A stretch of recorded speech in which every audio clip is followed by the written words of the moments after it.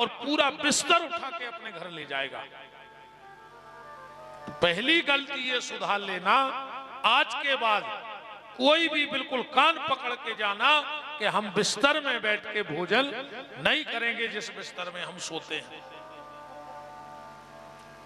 अब घेरी फिर रही हो सो मारी को हमें ज्यादा टेंशन नहीं है, अपनों तो समझावे को काम है। अब जब तुम्हारी घेरी फिर रही हो जो तई से लिखा के आए हो जो, तो हम क्या कर लें बताओ। दूसरा माताओं, आप ध्यान रखना एक बात का, कभी भी घर में तुलसी के नीचे बुझा हुआ दिया नहीं रखना चाहिए। दिन में सूर्य का प्रकाश कभी भी तुलसी में से बुझे हुए दिए पे ना पड़ जाए। सबसे पहले उठ के माताओं को तुलसी के नीचे से वो दिया उठा लेना चाहिए। उस घर की रिद्धि सिद्धि धीरे धीरे खत्म होने लगती है, उस घर में कलह होने लगता है। और एक बात और हमारी बड़ी मर्यादा में समझ लेना, हमारी सब बहनें हैं, माताएं हैं, बहुएं हैं, बेटियां हैं, पर कुछ बातें कहनी पड़ती हैं।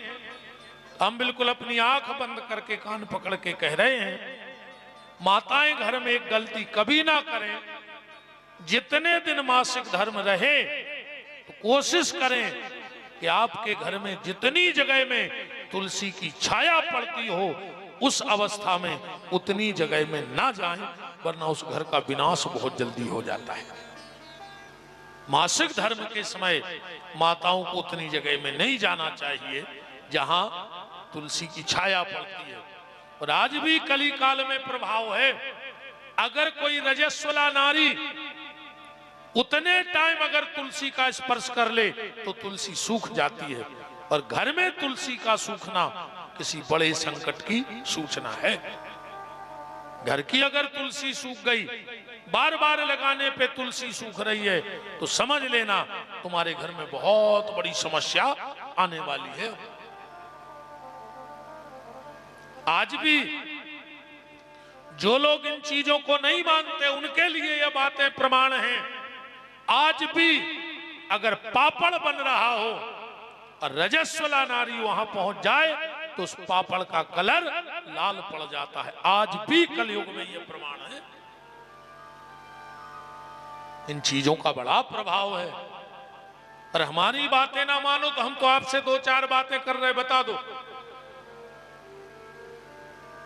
एक व्यक्ति ऐसा बता दो दुनिया में ढूंढ के लाना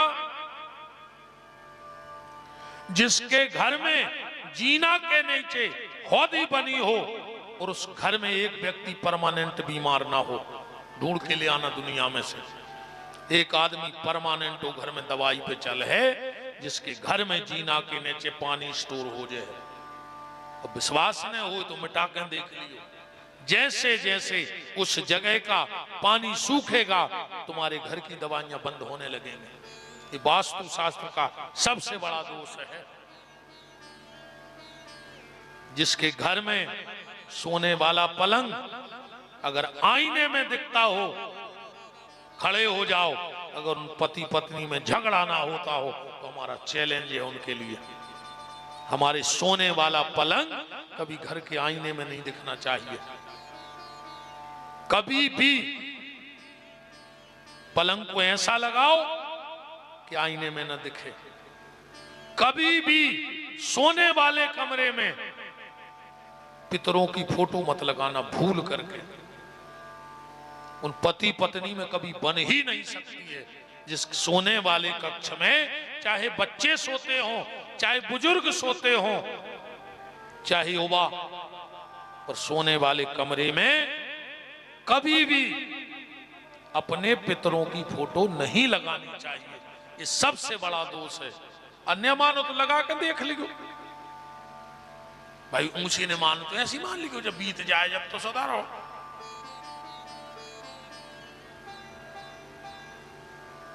कभी भी सोने वाले कमरे में कलश नहीं रखना चाहिए। कई लोग सोने वाले कमरे में शेल्फ पे उल्टे बर्तन करके वो दादी, कई घरों में देखे हमने।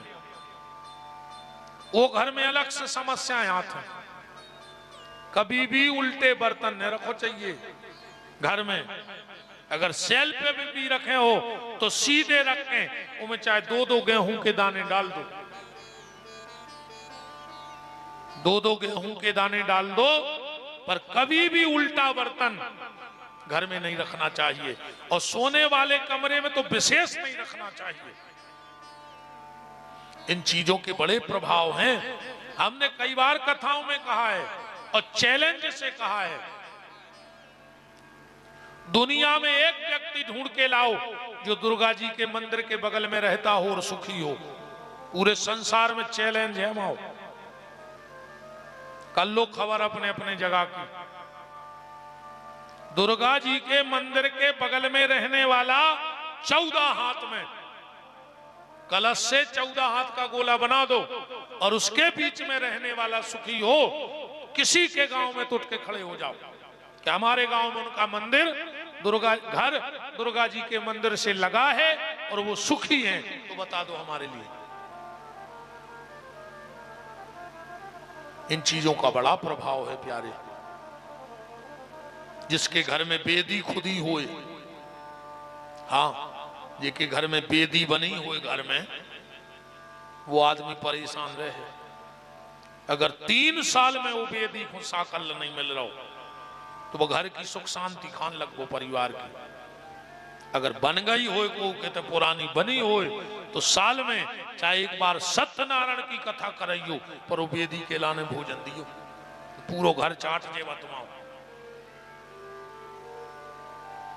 इन चीजों का बड़ा प्रभाव है।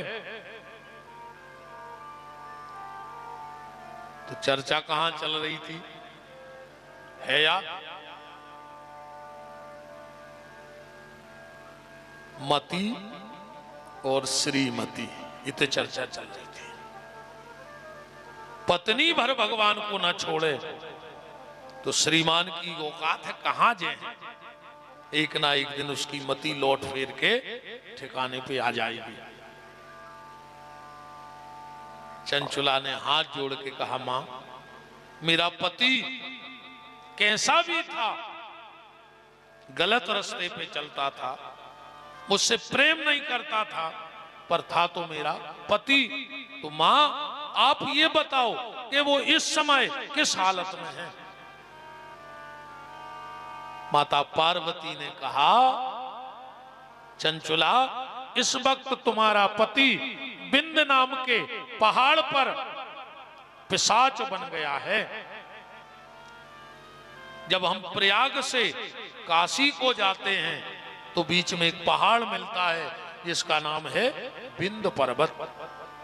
माता, तो मेरे पति का उद्धार कैसे होगा? पार्वती ने कहा, चंचुला, शिव महापुराण की कथा सुना दो।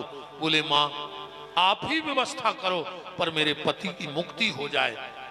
सूत जी कहते, हे सौनक ऋषियों, पार्वती ने एक गण प्रकट किया जिसका नाम था तुम्बुरु। कहा, तुम्बुरु, तुम बिंद नाम के पहाड़ पर जाओ, इस चंचुला को यजमान बना लेना और इसके पति को बांध करके कथा सुनाना। वैसे तो सुनेगा नहीं। जाकर के बिंदुक नाम के उस महापापी ब्राह्मण जो राक्षस बन गया था, एक खंबे से बांधा और कथा सुनाई। और जैसे ही शिव महापुराण की कथा हुई तो वो भयंकर पिशाच योनि से मुक्त हो गया। धन्यो भागवती वार्ता प्रेत पीड़ा विनाशनी। भगवान की कथा से प्रेत पीड़ा का भी विनाश हो जाता है। सूत जी महाराज कहते, हे सौनक ऋषियों, ये 2 महत्व की कथाएं शिव महापुराण की हैं। सौनक ऋषि बोले, महाराज आपने तो इतनी प्यारी महिमा सुनाई है शिव महापुराण की।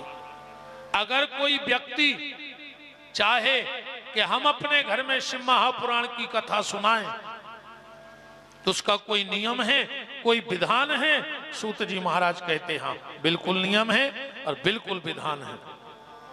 क्या विधान है? सर्वप्रथम योग्य वक्ता की तलाश करें, जो दृष्टांत कुशल हो, जो बृहद से बृहद बात को सूक्ष्म से सूक्ष्म करके बता सके। उसके बाद जगह का चयन करें जहां किसी को आने जाने में दिक्कत ना हो। गर्मी हो तो गर्मी से बचने की व्यवस्था, ठंड हो तो ठंड से, और बरसात हो तो बरसात से बचने की व्यवस्था। सुंदर सा मंडप निर्माण करें। कल हमने कहा था, ये लिखा है, कर्तव्य मंडपो यच्चतः कदली स्तंभ मंडिता। शिव महापुराण की मंच पे कुछ हो चाहे ना हो, पर कदली स्तंभ मंडिता, केल का पेड़ जरूर होना चाहिए। इसलिए कल हमने रखवा दिया था। भगवान की कथा में खर्च कितना हो? विवाहे यादृशम चित्तम ता संकार्यमेव हि। व्यक्ति जितना अपने घर में विवाह में खर्च करता है, उतना ही भगवान के मंगल कार्य में खर्च करना चाहिए। अब ये नहीं लिखा कि 10 लाख हों कि 2000 हों। भगवान ने जिसको जिस लायक बनाया हो, उस लायक भगवान के उत्सव में धन को खर्च करना चाहिए। शिव महापुराण की कथा का सबसे बड़ा एक नियम है, ध्यान से सुन लो।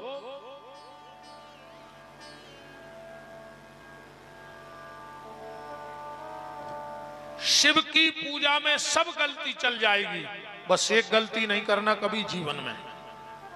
चाहे आप शिव जी को जल चढ़ा रहे हो, शिव जी को बेलपत्र चढ़ा रहे हो, रुद्री बना रहे हो, शिव पूजन कर रहे हो, या शिव जी की कथा सुन रहे हो, या शिव चालीसा का पाठ कर रहे हो, तो कभी भी सिर पे पगड़ी बांध करके, तौलिया डाल करके, टोपी लगा करके शिव महापुराण की कथा को नहीं सुनना चाहिए। जो व्यक्ति सिर पे तौलिया, पगड़ी, टोपी लगा के शिव महापुराण की कथा सुनता है, उसकी संतान उसके कुल में कलंक लगाने वाली हो जाती है, वो गलत रास्ते पे चली जाती है और माँ बाप से दूर हो जाती है। श्लोक लिखा है, षोडशी मस्तके कायत शृणुवंती कथा नरा। जो भी शिव की कथा, शिव पूजन सिर पे कपड़ा डाल के करता है, उसकी संतान उसके कुल को कलंक लगाने वाली हो जाती है। इसलिए इस चीज का विशेष ध्यान रखना। जब शिव की कथा सुनो, या शिव जी को जल चढ़ाओ, या रुद्री बनाओ, तो सिर से तौलिया हटा लेना। अगर तुमसे कोई कहता भी है कि तौलिया डाल लो सिर पे, फिर पूजा हुई है शंकर जी की, आप जवाब दे देना कि शिव महापुराण के अध्याय नंबर 6 के श्लोक नंबर 43 में ऐसो लिखो है कि जो शिव की कथा, शिव पूजन सिर पे कपड़ा डाल के करेगा, उसकी संतान उसके कुल को कलंक लगाने वाली हो जाएगी। पर जो नियम तुमोरों को नहीं,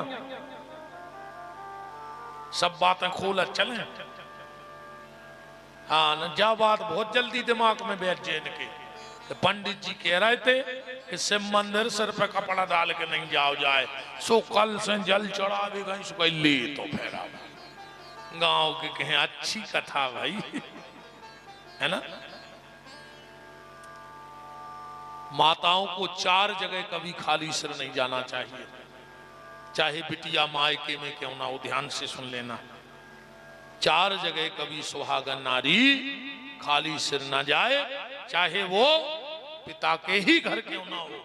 सबसे पहले अगर किसी के यहां मरग मौत हुई है और बिटिया मायके में भी बैठने जा रही है, तो सिर पे कपड़ा डाल के जाए, वरना उसके पति को जीवन में बड़ी परेशानी होगी, उसके स्वास्थ्य की चिंता रहेगी पत्नी को जीवन भर। फिर इसलिए बेटी मायके में भी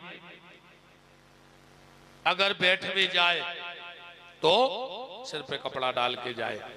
दूसरा, जिसके यहां शोर सूतक हो, बाल गोपाल भय हो, अगर बिटिया उसके घर जा रही है मायके में भी, जिस गुरु से तुमने गुरु मंत्र लिया हो, और अगर कभी गुरुदेव तुम्हारे सामने आ जाएं, चाहे वो मायके में क्यों ना हो, तो अपने सिर पे कपड़ा डाल लेना।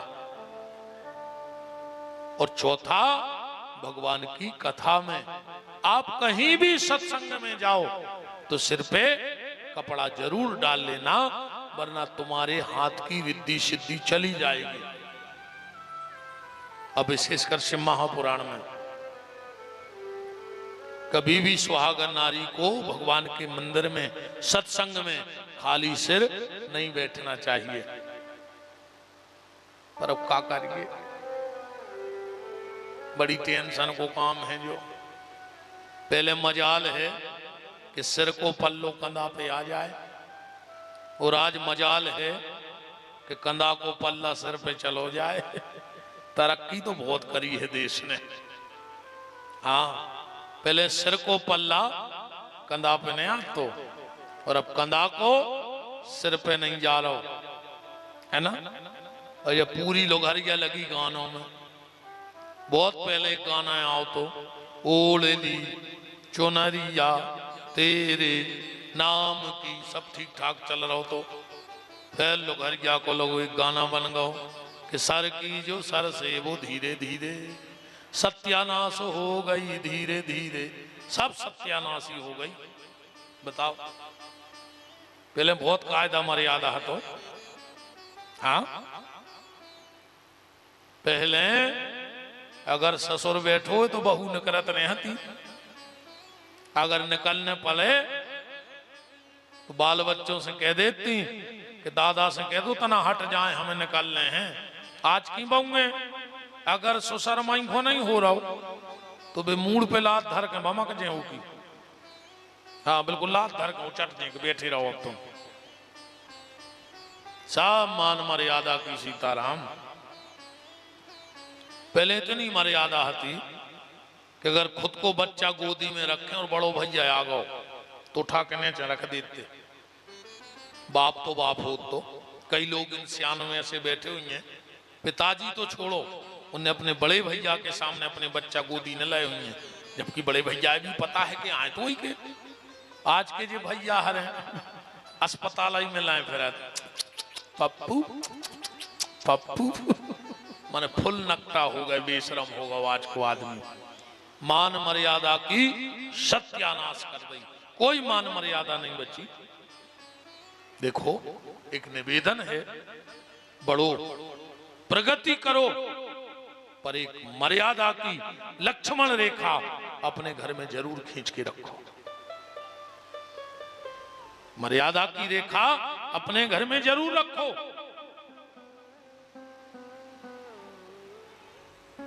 अगर मर्यादा की लक्ष्मण रेखा नहीं होगी तो जब सीता का हरण हो सकता है तो हमारा आपका क्या हाल होगा। अगर सीता जी लक्ष्मण रेखा ना नापती तो रावण कभी हरण नहीं कर सकता था। इसलिए एक मर्यादा की रेखा हर परिवार में होनी चाहिए, हर घर में होनी चाहिए कि इस मर्यादा के आगे कोई नहीं जाएगा। पर आज कोई मर्यादा नहीं बची, कोई संस्कार नहीं है। शिक्षा बहुत उच्च हो गई है पर संस्कार बहुत नीचे चले गए हैं। वर्तमान में शिक्षा तो बहुत अच्छी हो रही है, पर जितने हम शिक्षित हो रहे हैं उतने संस्कारों से विहीन होते जा रहे हैं। पर अगर संस्कार और मर्यादा नहीं है तो फिर हम मानव कहलाने के भी अधिकारी नहीं है, क्योंकि जिसमें संस्कार है, मर्यादा है, वही तो मानव है। आहार निद्रा भय संतुतित्वम सामानमेतत् पशुभिर नराणम ज्ञानम ही तेसम मधिकम विशिष्टम। ज्ञान ही मनुष्य के पास एक अलग से वस्तु है, और अगर हमने उसका उपयोग ना किया तो जीवन का क्या मतलब।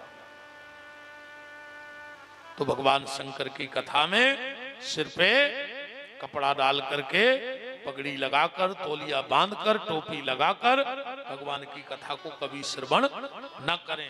दूसरा नियम ये बताया, वक्ता का चयन हो जाए,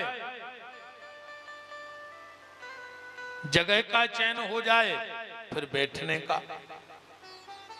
भगवान की कथा में कैसे भी बैठना, जगह पर्याप्त है, व्यवस्था एक नंबर की है, तुम्हें जमीन में बैठने में दिक्कत हो, कुर्सियां भी पड़ी हैं, कैसे भी बैठना, पर कभी ऐसे नहीं बैठना।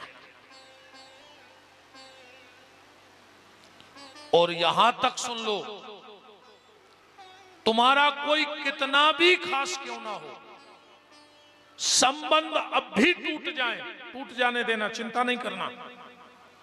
पर अगर तुम्हारे घर में कोई ऐसा आके बैठता है तो या तो उससे ये कह दो कि सीधे बैठ जाओ, या उठ के मेरे घर से बाहर हो जाओ। ये सबसे बेकार आसन है ये वाली। और ना मानो तो 21 दिन तक पूरे परिवार वाले 5 मिनट सुबह उठ के ऐसे बैठना एक साथ। 22वें दिन मिलना हमें, क्या तो हमें मिलोगे ही नहीं। सबसे बेकार आसन है। और जितनी देर कोई हमारे घर में आके ऐसा बैठता है, वो अपना पाप और अपनी दरिद्रता तुम्हारे घर में छोड़ता है और तुम्हारे घर की सुख समृद्धि अपने साथ ले जाता है। इसलिए कोई कितना खास हो उसको मना कर दो कि आप ऐसे मत बैठो हमारे घर में, आप लेट जाओ, सोफा पे बैठ जाओ, आपको जैसे बैठना है बैठ जाओ, पर ऐसे मत बैठो। ये सबसे बेकार आसन है। ये आसन नहीं लगानी चाहिए कभी भी। 2 चीजों को घर में संभाल लो, आप हमें याद रखोगे। पहला, ये आसन मत लगाओ। और दूसरा, हो सके तो घर का झाड़ू छुपा करके रख दो, लगाओ और छुपा के रख दो।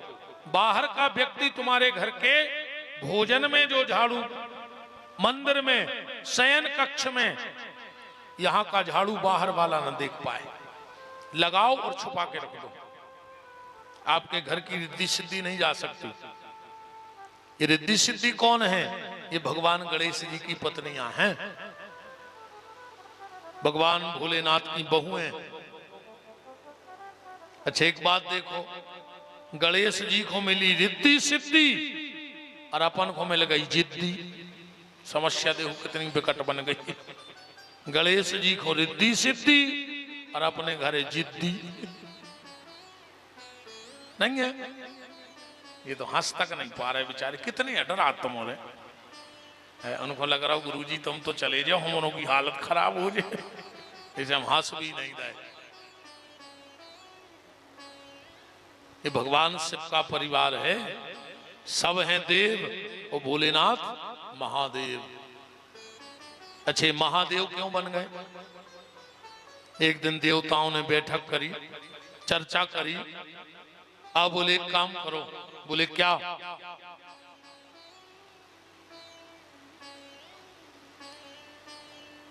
सब रह गए देव और भोलेनाथ हो गए महादेव। क्यों? इसलिए शिव जी ने अपनी पूजा करवाई कि नहीं करवाई? खुद की पूजा और पत्नी की पूजा। तो ऐसे तो केहू देवता हैं जो पति पत्नी 2 जनों की पूजा हो रही। शिव जी ने खुद की पूजा करवाई, पत्नी की 2 लड़का पूजवा दे। बताओ गणेश जी कार्तिकेय जी कहां नहीं पूजे?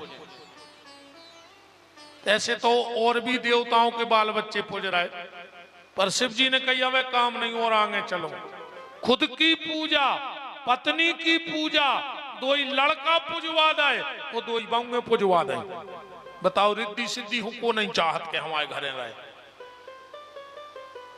खुद की पूजा, पत्नी की पूजा, 2 लड़का पूजवा दे, 2 बहू पूजवा दे, और शंकर जी ने 2 नाती पूजवा दे।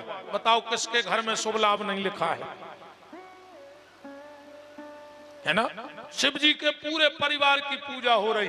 एक दिन देवता बैठे, बोले एक काम करो, अपन तो रह गए देव, आज ये पूरे घर के पूज रहे, सुनको बना दे महादेव। ऐसे महादेव हैं भोलेनाथ। दूसरा कारण महादेव का ये भी है, जिनके अंदर परहित परमार्थ आ जाता है, वो देव नहीं, वो महादेव बन जाता है। भगवान शंकर ने जहर पी लिया कि सृष्टि का नाश न हो। और एक बात और ध्यान से सुन लो, अगर जीवन में कभी सम्मान से जहर भी पीना पड़े तो पी लेना। सम्मान से अगर कोई जहर पिलाए तो पी लेना, और अगर कोई अपमान करके अमृत भी पिला रहा हो तो ठोकर मार देना। राहु ने अपमान से अमृत पिया तो गर्दन कट गई। भली अमृत पिया पर हुआ तो वहां अपमान था। उस शिव ने सम्मान से जहर पिया तो देव नहीं वो महादेव बन गए। मान सहित विष खाए के शंभु भये जगदीश, वो बिना मान अमृत पियो सुराहु कटा दो शीश। सम्मान का जहर अच्छा और अपमान का अमृत भी खराब।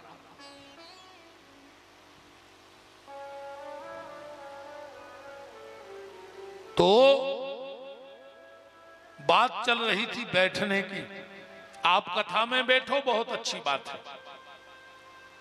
कुछ जगह ऐसी होती है कि खाली बैठ जाओ तो काम हो जाएगा, खाली बैठ जाओ काम हो जाएगा। उदाहरण, आप जाके बस में बैठ जाओ, कंडक्टर क्या कहेगा? हमारी सवारी बैठी है, कहेगा कि नहीं कहेगा? चाहे तुम मन से बैठे हो चाहे बिना मन के बैठे हो, पर कंडक्टर क्या कहेगा? हमारी सवारी है। आप कचहरी पे जाके बैठ जाओ, वकील कहेगा हमारे क्लाइंट बैठे हैं, कहेगा कि नहीं कहेगा? आप डॉक्टर के बैठ जाओ, डॉक्टर कहेगा हमारा पेशेंट बैठा है। आप थाने में बैठ जाओ, पुलिस कहेगी हमारा मुजरिम बैठा है। तुम पंडित जी के बैठ जाओ, देखिए हम जजमान बैठो। तुम मंत्री जी के बैठ जाओ, वे कि हमारे कार्यकर्ता बैठे।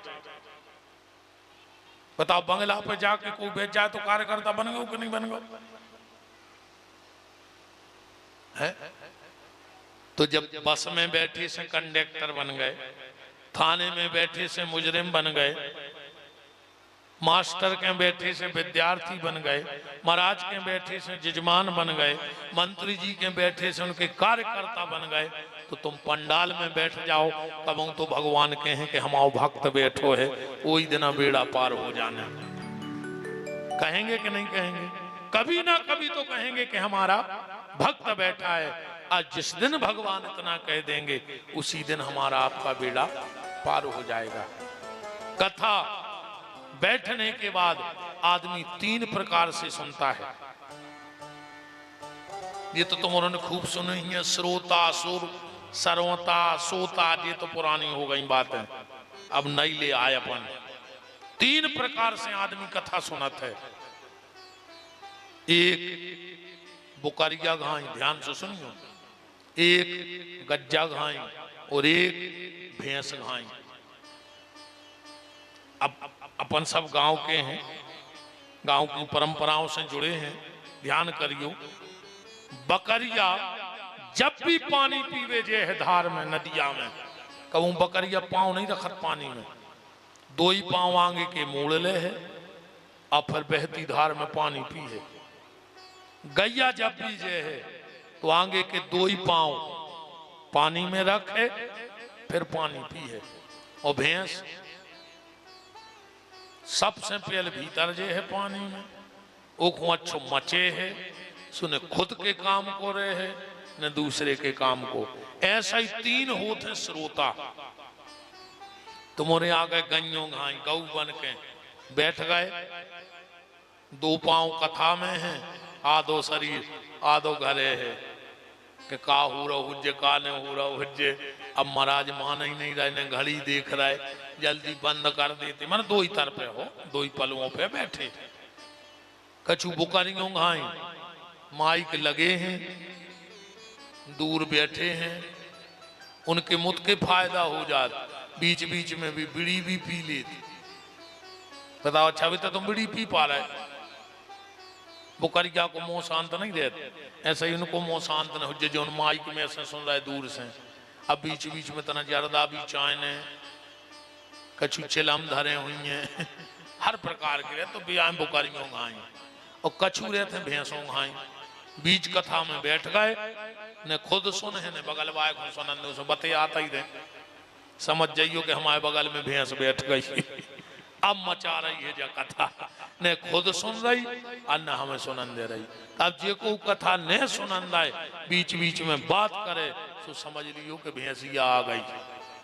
ठीक, कल से तुमने ध्यान और हमें इशारो कर दी गुरुजी तुमने कही थी सो जी आए वो तो ऐसे बस हम समझ जाए कि जी कथा नहीं सुनन दे रहे, भैंस कहा है ना। तीन प्रकार से आदमी कथा सुनता है। हम कथा में आए, बहुत अच्छी बात है, हम कथा सुने, हम कथा में बैठे, पर कथा हमारे भीतर बैठ जाए। जरूरी नहीं तुमने कितना सुना है, जरूरी नहीं तुम्हें कितना याद है, जरूरी यह है कि तुमने अगर 2.5-3 घंटे सुना है तो खाली एक शब्द अपने जीवन में याद रखना। आज की कथा में आपको जो बात अच्छी लगी हो वो संकल्प लेना कि हमारे जीवन पर्यंत हम इसको पूर्ण करेंगे और इसको निभाएंगे।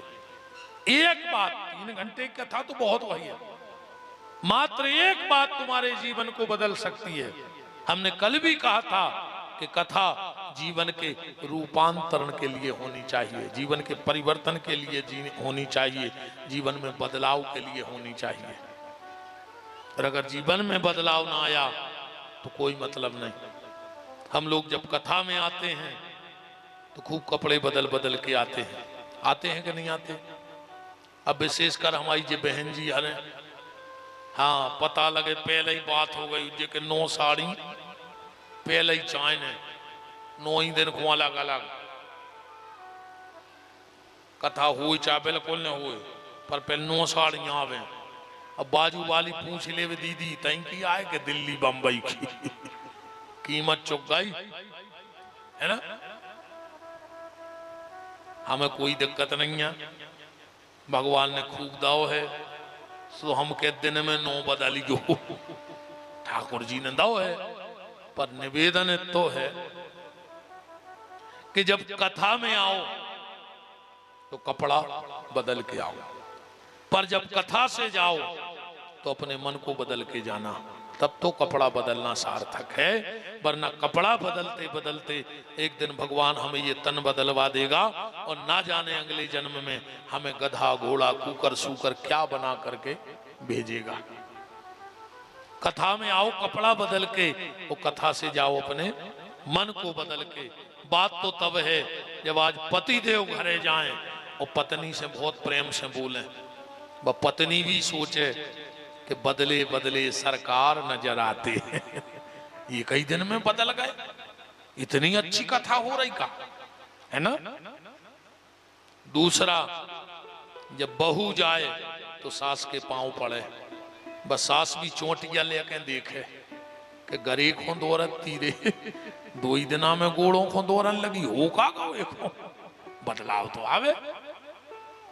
जब सास जावे बहू से बहुत प्रेम से बोले, वह बहू भी सोचे कि जब फूलन देवी कैसे सुधर गई 2 दिना में रोज घरे आके महाभारत करवाती और आज 2 दिन की कथा में घर में रामायण होने लगी।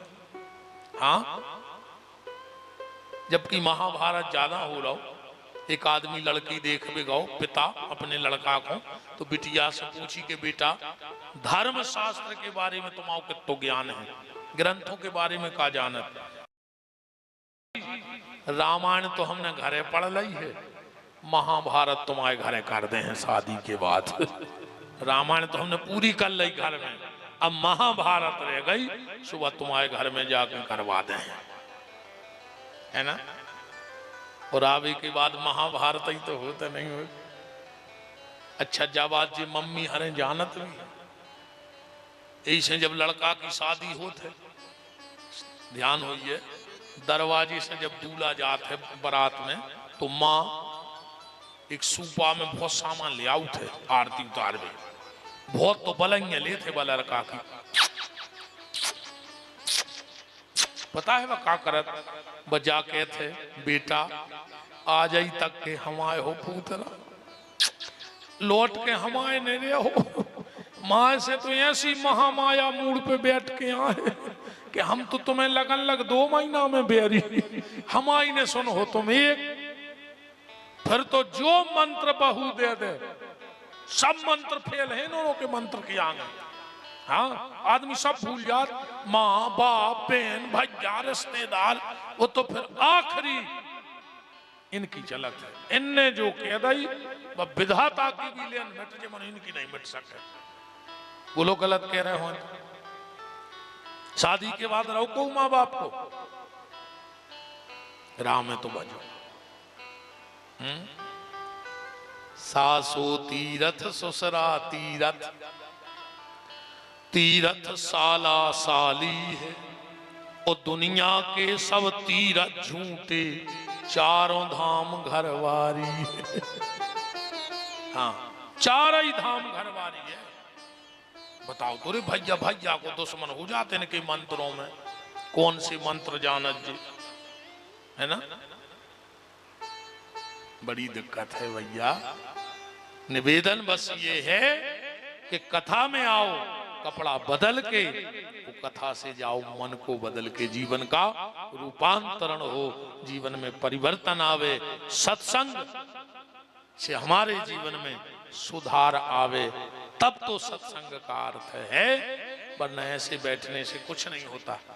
ऐसे तो मन कब से बैठ रहे, ऐसा ही बैठत बैठत एक आध दिन गांव भर के अपने घरे बैठ भी आ जाए।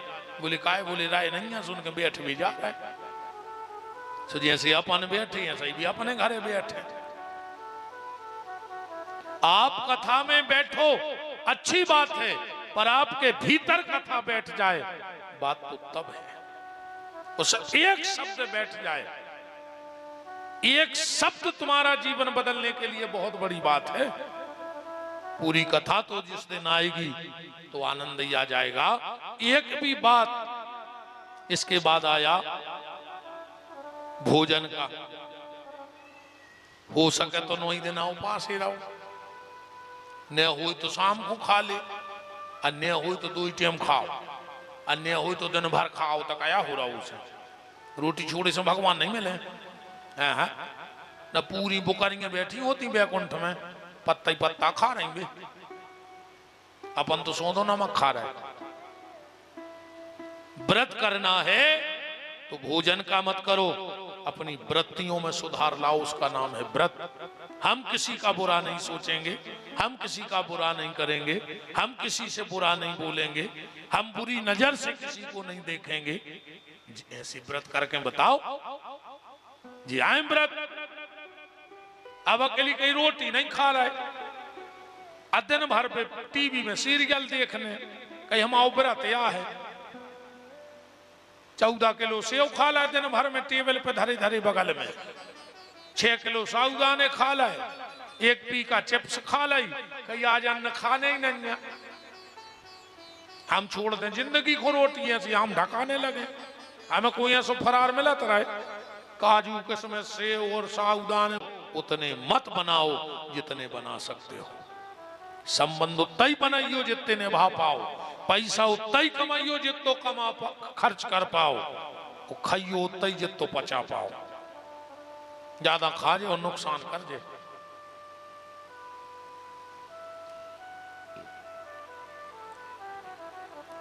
तो निवेदन भोजन पे चल रहा था। भोजन में कोई दोष नहीं है, बस भजन करो और भोजन करो। 3 लड़का बैठ के बात कर रहे थे, विद्यार्थी। एक बोला कि जब हम पढ़ने के लिए बैठते हैं तो इतना पढ़ते हैं, इतना पढ़ते हैं, इतना पढ़ते हैं कि हम खाना खाना भूल जाते हैं। दूसरा लड़का बोला ये पढ़ाई नहीं है, पढ़ाई तो हम करते हैं। तुम जब पढ़ने बैठते हो तो इतना पढ़ते हो कि खाना खाना भूल जाते हो, और जब हम पढ़ने बैठते हैं तो इतना पढ़ते हैं, इतना पढ़ते हैं कि हम सोना ही भूल जाते हैं। तो तीसरा लड़का बोला ये भी पढ़ाई नहीं। अब हम बता रहे पढ़ाई। पहला बोला जब हम पढ़ते हैं तो खाना खाना भूल जाते, दूसरा बोला जब हम पढ़ते हैं तो सोना भूल जाते हैं, और तीसरो बोलो जब हम पढ़वे बैठत सो हम पेपर दे वो भूल जा। अब ऐसी पढ़ाई का काम की जिसमें पेपर देना ही भूल जाओ। तो जीवन के भोजन के चक्कर में इतने मत खो जाओ कि जीवन के पेपर में भजन का विषय लिखना भूल जाओ और जीवन के पेपर में फेल हो जाओ। भोजन करो, भोजन में कोई बुराई नहीं है, पर जितने में असुविधा ना हो, आलस ना आए, उतना भोजन करो। प्याज लहसुन ने खाओ चाहिए, ऐसा नहीं है कि तुम प्याज लहसुन खाए हो तुम्हारे हाथ पांव टूट जाए, कि तुम्हारे सींग ऊँग यहाँ है, महीना प्याज खाओ सो तुम राक्षस हो जाओ, ऐसा कछु नहीं है। तामस बढ़त है तनक सो भजन में आसन लगावे में दिक्कत होते है। अगर भजन करने तामसी शरीर रहे तो तुम भजन में नहीं बैठ सकत। तो तामस कम करवे के लाने प्याज लहसुन को परित्याग है। हमने तो दुनिया में बहुत आदमी देखे नहीं भैया, प्याज को हाथ नहीं लगाए, वो प्याज में आधो गांव खा ला उनने। इसे अच्छी प्याज खाओ दद्दा हलो, आदमी तो बच जाए तुम के चक्कर में। क्यों घर खा ला रे आदमों ने। अच्छा सबसे खराब मुंह तुम्हारा तो प्याज ब्याज खावे बारो। तुम तो देख लियो जे ने ब्याज खाओ हुए, ये 4 से पैसा कौन पचा, हमारी गारंटी कहा, चैलेंज कहा। वो तो आदमी कहता नहीं है, हर गांव में सबको पता रहता कि कोका कर रहा हो, तो आदमी कहता नहीं है कि अब का कहें यार इनसे, वो तो कर ही जाए। मंदिर को पैसा जे ने खाओ हुए कौन गांव में, वो सुखी बता दियो। उसकी औलाद कुत्तों का ही फैल रही है। जे जिन्हें मंदिरों की जाते खाई है तो औलाद कुत्तों का ही फैल रही। भूल के मंदिर को पैसा न खर्चो कब वो पता कर लियो, हमें बिल्कुल डर नहीं है। हमने भाई कहीं तुम्हें खराब लग सो आ हो ही न कल ओ का कर हो, एक हम बिल्कुल नहीं डराए अब कि तुम्हें खराब लग जाए कि लग जाए नहीं आज। मंदिर को पैसा, बिटिया के ब्याह की दलाली,